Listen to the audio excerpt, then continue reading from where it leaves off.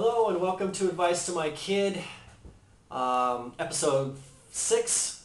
This is, there's been a break since we did the last one. I apologize. There's been a move. Connor was just a couple weeks old when I did the last episode, and we've been very busy. We've been moving, getting used to the whole fatherhood thing, and I've been thinking about what the next Advice to My Kid should be about. And I just had some things going on in my life recently that sort of just drove this point home. So this lesson on Advice to My Kid is going to be about friendship and support. One of the biggest lessons that I've had to learn in my life is that try as you might, no man is an island. And it's good to be self-supportive and it's self-sufficient and all of that, but you are only as good as the people that you surround yourself with. And I actually read something a few weeks ago that stuck with me for a bit, and that's you are the average of the 5 people you spend the most time with. There's 5 people you hang around with the most. I'm paraphrasing. But I think it's a fairly good rule of thumb. And so this lesson is basically to surround yourself with the best people you can. Surround yourself with supportive people. Rely on them, trust them, and use them. Not use them selfishly. Use them proactively. Friendship is one of the hardest things to perfect and to learn in your life. I've had a lot of friends. I've been a friend to many people, and those are 2 very different things. I can probably count my true friends on, I will say, 2 hands. The people that I know would go to bat for me, take a bullet for me. Probably the people that would take a bullet for me, I would definitely only be able to count on one hand. Friendship and loyalty are a prize and a gift at the same time. Try not to lose my train of thought because there's so many things I have to say about this. I've been the friend to many people. I've had many friends. The 2 are not mutually exclusive. I have been a friend to people that aren't necessarily my friend. And probably the same has been true. I've probably taken advantage of people, taken people for granted, have not treated my friends the best way that I knew how. And that sucks. Because it sucks to have it done to you on the other side. It sucks to have somebody claim to be a friend and only to betray you. Likewise, it is, and if you're my kid, you will have a conscience, and you will know what it means to betray somebody when you're in the moment and you're doing it.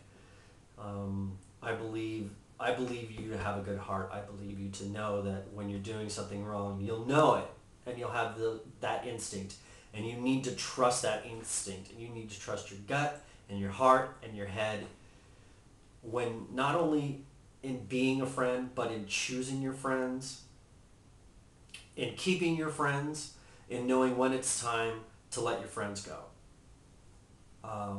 or to be let go.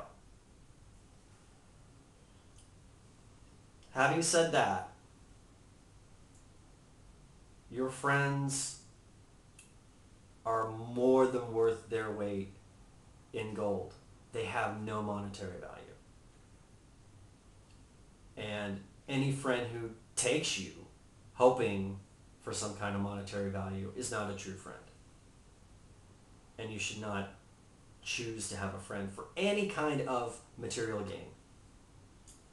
You may make friends down the line that you help each other out in business dealings or personal dealings or something where you're helping each other out, and that is all part of friendship, but it is not a means to an end in and of itself. The friendship itself is for the camaraderie, the loyalty, the presence of just having that relationship in your life. And I know I'm rambling, and I do have a point, and I'm going to get to it.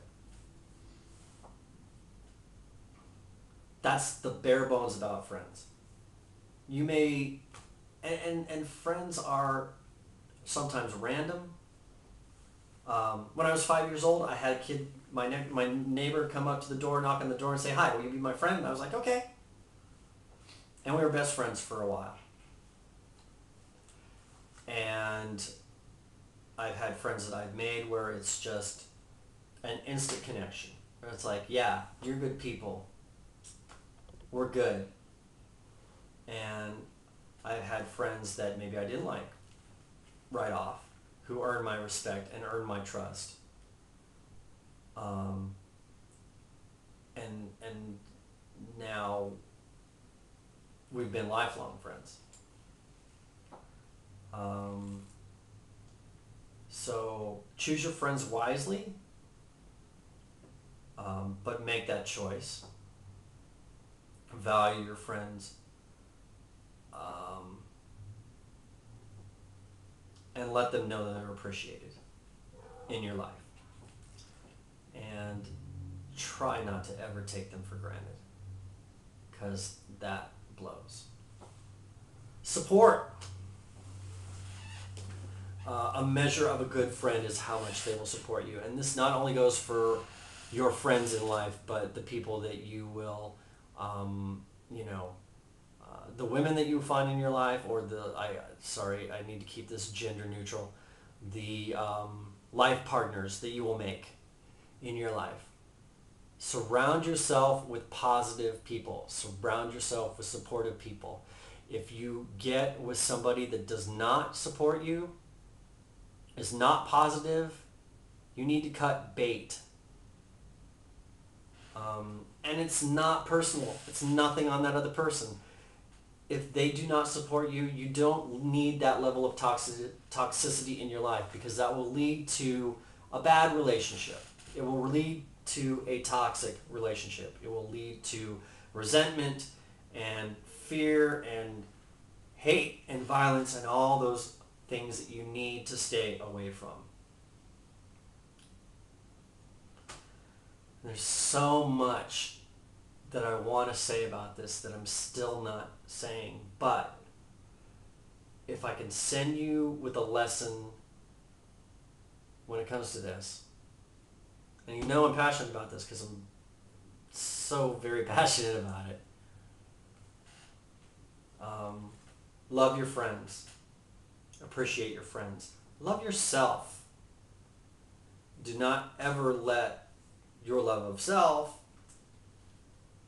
be sacrificed for the love of a friend. And that's hard.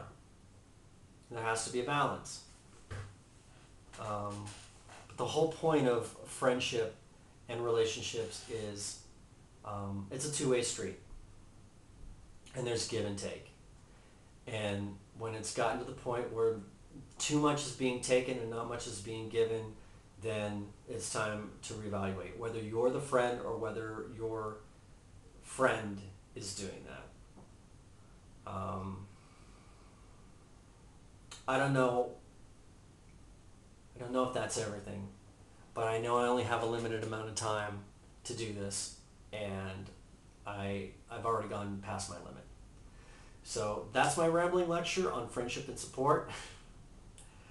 Maybe there will be a part 2 down the line. This has been Advice to My Kid, episode number 6. I hope you guys are enjoying these as much as I'm making them. I think I'm enjoying making them. Sometimes it's interesting to try to spout wisdom when you're kind of full of crap yourself. But that's lesson number 1. And if you haven't watched that, go back and watch it. Anyway, advice to my kid number 6. Look for number 7. In the meantime, this is Dad. I love you. I support you. And you're going to be great.